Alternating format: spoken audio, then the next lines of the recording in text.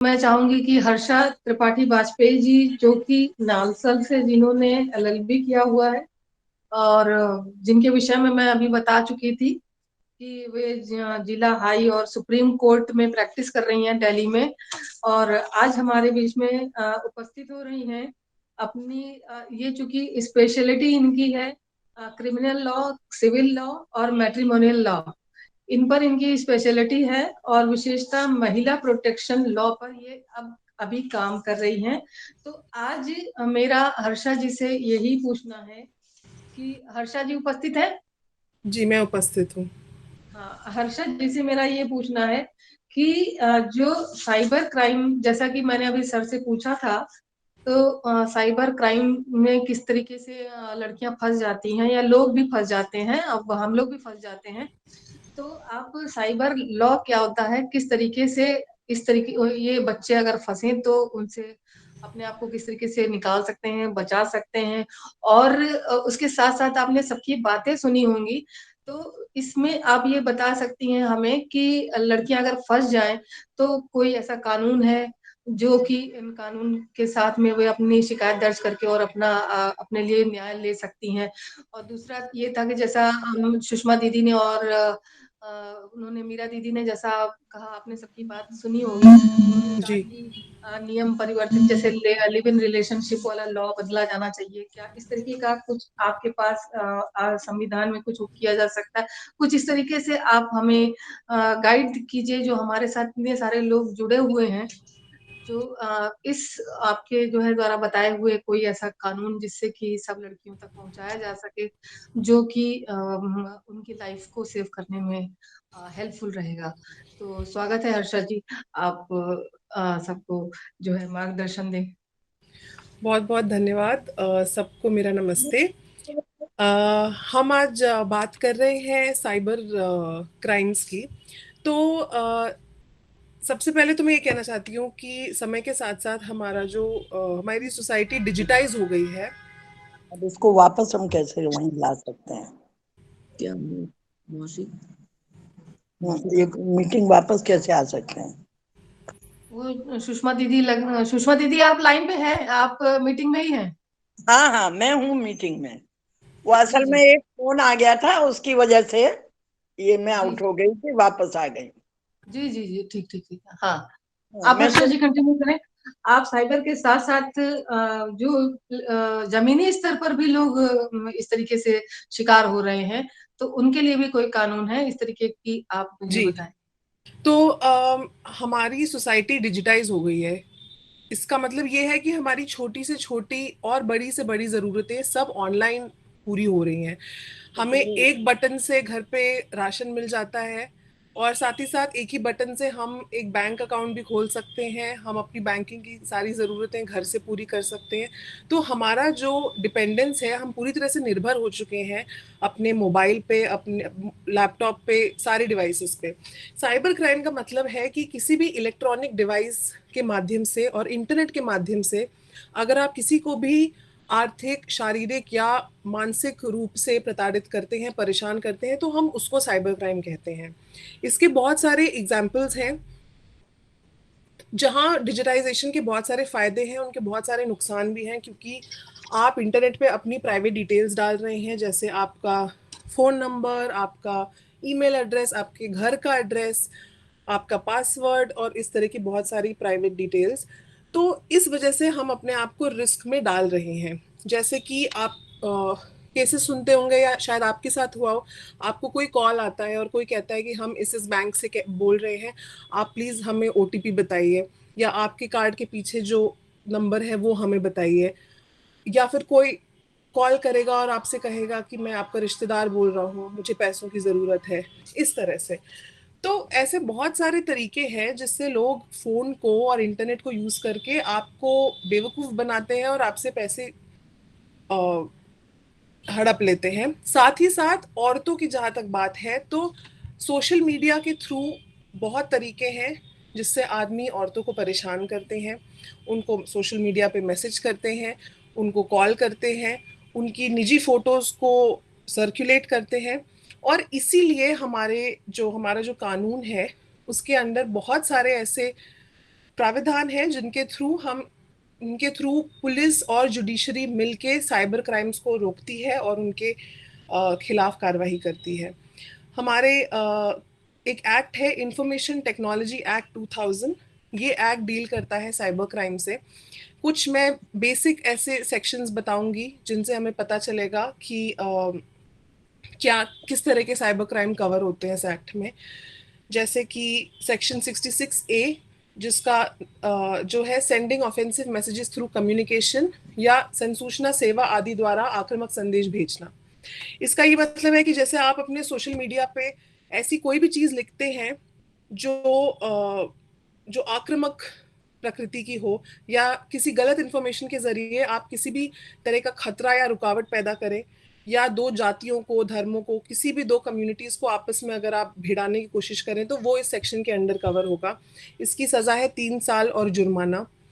इसके अलावा है वायलेशन ऑफ प्राइवेसी, मतलब एकांतता का अतिक्रमण करना।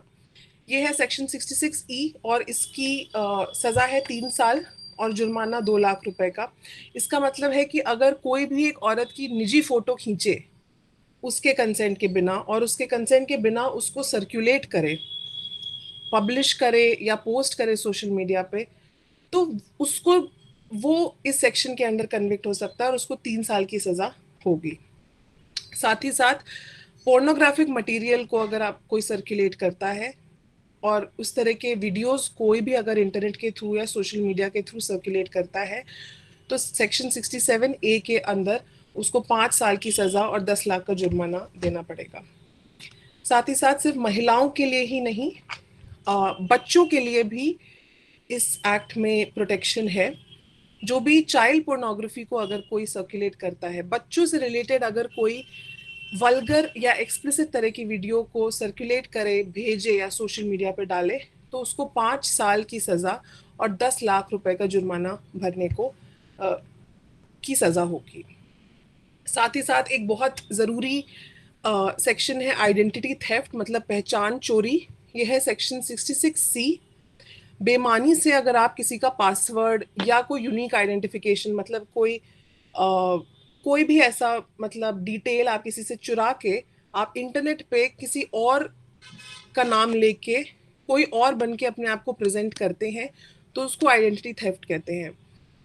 इस तरह के बहुत केसेस होते हैं जहां लड़के लड़कियों का नाम बना के एक अकाउंट बना देंगे फेसबुक पे और लड़कियों को मैसेज करेंगे या बाकी लड़कों को मैसेज करेंगे, या कोई आपके जानने वाले का नाम बना लेगा और कहेगा कि हमें पैसों की ज़रूरत है, प्लीज़ हमारी मदद करिए, तो वो इंसान इस सेक्शन पे से कवर होगा। बहुत सारे, सबसे पहले तो मैं ये कहना चाहूँगी कि अगर किसी को भी लगता है कि वो एक साइबर क्राइम के विक्टिम है, तो उन्हें विश्वास रखना चाहिए पुलिस पे, वकीलों पे और जुडिशरी पे कि वो आपकी मदद करेंगे। और ऐसे बहुत सारे कानून हैं जो आपकी मदद करने के लिए हैं। ऐसे पुलिस भी पूरी तरह से इस बात को मानती है कि समय के साथ साथ साइबर क्राइम बढ़ रहे हैं और औरतें बहुत ज़्यादा मतलब रिस्क में आ रही हैं और औरतों की सुरक्षा बहुत ज़रूरी है साइबर क्राइम से। इसीलिए साइबर सेल जो है वो उनको खड़ा किया गया है। देश के बहुत सारे शहरों में साइबर सेल है।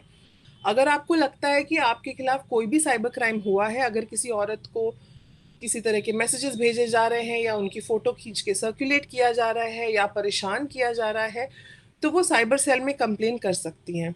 साइबर सेल अगर आपके शहर में है तो आप वहाँ जाके भी कंप्लेन कर सकती हैं, लेकिन अच्छी बात ये है कि आप ऑनलाइन भी अपनी कंप्लेंट दे सकती हैं।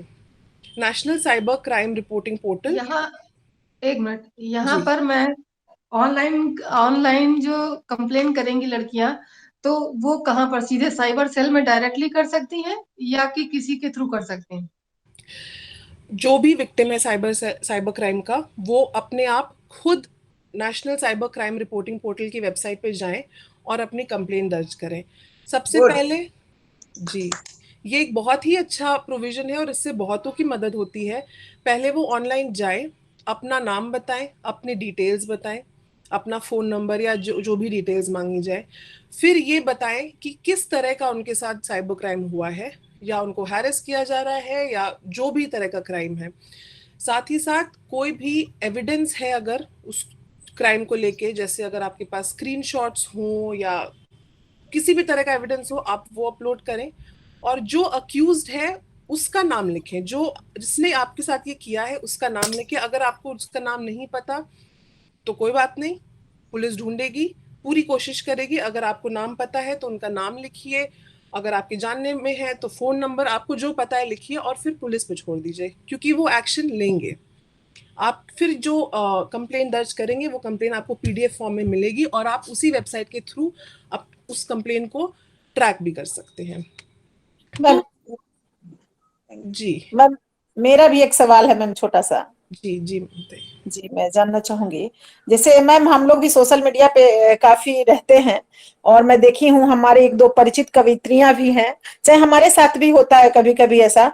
बहुत सारे मान लीजिए 4,000 5,000 फ्रेंड्स हैं, उसमें हमें पता नहीं रहता है कौन कैसा है। हम जी तो उसका प्रोफाइल देख के एक्सेप्ट कर लेते हैं, बाद में हमें पता चलता है मैसेंजर से उससे किसी भी टाइम कॉल या कुछ, जैसे आपने बोला पॉर्न वीडियो टाइप कुछ अश्लील वीडियो, जी या फिर मेरे साथ तो एक मेरी सहेली है, उनका फोटो अपलोड करके और वो फोटो प्रोफाइल बना के इंटरनल उसके काफी कुछ गंदे गंदे फोटो डाले थे। किसी ने जी देखा तब उनको बताया कि आपके आपके प्रोफाइल में ऐसे ऐसे हो रहा है, तो हम लोगों को सीधे जैसे हमें लगता है कि उसको रिपोर्ट कर देते हैं, जी तो उसमें तो हटता नहीं है मैम, उसके लिए कुछ इंस्टेंट कुछ है, क्योंकि तब तक वो काफी वायरल हो जाता है। किसी किसी के साथ ऐसा जी हुआ है, और हम भी वही करते हैं कि सिंपली रिपोर्ट कर देते हैं, और सब चाहने वालों से बोलते हैं कि आप भी एक रिपोर्ट करो रिपोर्ट करो। जी लेकिन बहुत जल्दी फर्क तो नहीं पड़ता है, फेसबुक या किसी भी उसमें नजर में आने में टाइम लगता है, तो क्या कर सकते हैं मैम इसमें? तो हाँ, ये सही है कि ये जितने भी सोशल मीडिया पोर्टल्स हैं, जैसे फेसबुक, इंस्टाग्राम, ट्विटर, इन सब पे एक ऑप्शन होता है कि आप रिपोर्ट कर सकते हैं। आप किसी की प्रोफाइल रिपोर्ट कर सकते हैं, आप किसी का कमेंट रिपोर्ट कर सकते हैं। तो फिर ये इन्फॉर्मेशन फिर उसके बाद फेसबुक पे, इंस्टा, जो भी सोशल मीडिया अकाउंट है उन तक जाती है। आप अगर रिपोर्ट करने पे कोई एक्शन नहीं लिया जा रहा है तो आप अपने साथियों से कहिए, अपने फ्रेंड्स को कहिए जो है ट्विटर, जो सोशल मीडिया पे हैं, उनसे एक रिक्वेस्ट करें रिपोर्ट करने के लिए। जितनी ज़्यादा रिपोर्ट जाएंगी उतना जल्दी वो एक्शन लेंगे। और अगर आपको उस फेसबुक से खुद से हेल्प नहीं मिल रही है तो आप तुरंत एक साइबर सेल कंप्लेंट दर्ज कीजिए, और उसके बाद एक्शन ज़रूर लिया जाएगा। फिर जब आप कंप्लेंट दर्ज करेंगे तो आप उस कमेंट का स्क्रीनशॉट डालिए, आप उस फेक प्रोफाइल का स्क्रीनशॉट डालिए, टाइम लिखिए कि ये किस समय आपने देखा, और इस तरह की डिटेल्स देंगे तो आपकी मदद ज़रूर की जाएगी। और मैं ये भी कहना चाहती हूँ कि सोशल मीडिया पे रहना तो सब है सोशल मीडिया पे, लेकिन कुछ चीज़ें हैं जो हमें ध्यान रखनी चाहिए। जैसे कभी अपनी पर्सनल इन्फॉर्मेशन किसी को नहीं देनी चाहिए। लोग अपनी लोकेशन डालते हैं कि वो उस समय कहाँ पे हैं, लोग अपना फ़ोन नंबर भी लिख देते हैं। कभी कभी बातचीत में आप अपना पासवर्ड किसी को फेसबुक के थ्रू बता देती हैं, वो भी नहीं करना चाहिए। किसी भी तरीके से अपनी पर्सनल इन्फॉर्मेशन नहीं डालनी चाहिए। कोई भी ऐसी फोटो जो आपको लगता है जिसका दुरुपयोग किया जा सकता है, वो आपको कभी सोशल मीडिया पे नहीं डालनी चाहिए। और सबसे ज़्यादा एक ज़रूरी ये है कि जैसे जो श्रद्धा वालकर का केस है, ये इसलिए हुआ क्योंकि सबसे पहले तो मैं ये कहूँगी कि वो दोनों मिले बम्बल करके एक ऐप से, जो एक डेटिंग ऐप है जहाँ पे लड़के और लड़कियां एक दूसरे से बात करते हैं फिर मिलते हैं। साथ ही साथ ये भी पता चला कि जो अपराधी है वो एक इंग्लिश शो देखता था डेक्स्टर नाम से, जिसमें दिखाया जाता था कि कैसे एक बॉडी को काटना चाहिए और उसको कैसे फेंकना चाहिए, कैसे बचना चाहिए। तो ये बात बहुत ऑब्वियस है कि सोशल मीडिया से और इंटरनेट से और टीवी शो से हम बहुत कुछ सीख रहे हैं, और लड़कियां सीख रही है, लड़के सीख रहे हैं। लेकिन मैं ये कहना चाहती हूँ कि लड़कियों को तो सतर्क रहना हमें सिखाना ही चाहिए, ये सबने कहा है। लेकिन ये भी ज़रूरी है कि हम बचपन से लड़कों को ये सीख दें कि लड़कियों की कैसे इज्जत करनी चाहिए। और ये सीख सिर्फ माएँ नहीं देंगी, ये पिता भी देंगे। लड़के अपने पिता को देखते हैं कि वो अपने वाइफ से, अपनी माँ से और स्त्रियों से कैसे बिहेव करते हैं। वो अपने बड़े भाई को देखेंगे, अपने जितने भी मेल रिलेटिव्स हैं सबको देखेंगे और फिर उससे सीखेंगे। तो बेशक सिर्फ ये बेशक। देखना जरूरी नहीं है कि आपकी बेटी फोन पे क्या कर रही है, ये भी देखना जरूरी है कि बेटा फोन पे क्या कर रहा है। करेक्ट। और श्रद्धा वालकर का जो अपराधी है, उसने अगर बचपन से ये सीखा होता कि औरतों की इज्जत कैसे करनी चाहिए, तो आज ये नहीं होता। जहां तक लिव इन रिलेशनशिप्स की बात है, मेरा ओपिनियन ये है कि इस संदर्भ में, इस केस में, लिव इन रिलेशनशिप को डिस्कस करना इतना इम्पोर्टेंट नहीं है जितना ये सोचना इम्पोर्टेंट है कि उस आदमी ने ये क्यों किया। मैं क्रिमिनल लॉ प्रैक्टिस करती हूँ और औरतों के बहुत केसेस मैंने हैंडल किए हैं और अभी भी कर रही हूँ। मैं लगभग रोज औरतों की सुरक्षा से रिलेटेड केसेस देखती हूँ, औरतों के साथ पुलिस स्टेशन तक जाती हूँ, कोर्ट में उनके लिए बहस भी करती हूँ। और मैं ये कह सकती हूँ कि जो सोच है वो अपराधी के दिमाग में है, और सिर्फ औरत को ब्लेम करने से कुछ भी नहीं होगा। रोज सैकड़ों ऐसे केस होते हैं जहां पति अपने पत्नी को मारता है, दहेज के लिए औरत का खून किया जाता है और औरत को शारीरिक और मानसिक रूप से प्रताड़ित किया जाता है। मेरी बात शायद थोड़ी सी रफ लगे, लेकिन मैं क्रिमिनल लॉयर के पॉइंट ऑफ व्यू से कह रही हूँ कि अगर औरतों की सुरक्षा शादी कर लेने से गारंटी हो जाती, तो हमारी कोर्ट्स में शादीशुदा औरतें कभी अपनी कंप्लेन लेके नहीं आती। सिर्फ ये कहना कि क्योंकि वो लिव इन रिलेशनशिप में थे इसलिए ये हुआ, ये काफी नहीं है। क्योंकि यही आदमी अगर शादीशुदा होता तो वो शायद अपनी वाइफ के साथ भी यही करता। वो एक अलग सही। टॉपिक है। इम्पोर्टेंट ये बिल्कुल। है कि उस आदमी ने क्या कुछ मिस कर दिया, क्या उसको सिखाया नहीं गया, या किसी तरीके से उसके दिमाग में ऐसी सिख मेंटालिटी और सिख सोच कैसे आई। तो अभी फिलहाल मैं इतना ही कहना चाहूंगी। बाकी किसी को क्वेश्चंस हो अगर तो वो पूछ सकते हैं। इसके साथ अगर कोई क्वेश्चन करना चाहे और धन्य थैंक यू। बहुत सुंदर, बहुत अच्छा वक्तव्य दिया। धन्यवाद। बहुत मैं अच्छा बोला हर्षा। थैंक बहुत यू। सारे पॉइंट आपने कवर कर लिए, जो वाकई जो सवाल थे उनके बिना सवाल पूछे ही उनके जवाब मिल गए। बेशक बेटे बेटी दोनों को, हाँ बेटे बेटी दोनों को बराबर का अधिकार मिले, नसीहत मतलब चाहिए, दोनों बिल्कुल को नसीहत निगरानी रखना नसीहत चाहिए। दोनों को बराबर चाहिए। गलती दोनों को परवरिश निगरानी की में है, रखना चाहिए। बिल्कुल जी हाँ दोनों को निगरानी रखनी है। जी जी जी। संस्कार ढोने की जिम्मेदारी सिर्फ लड़कियों की नहीं है, हाँ। उसमें बेटे भी बराबर के साझीदार हैं।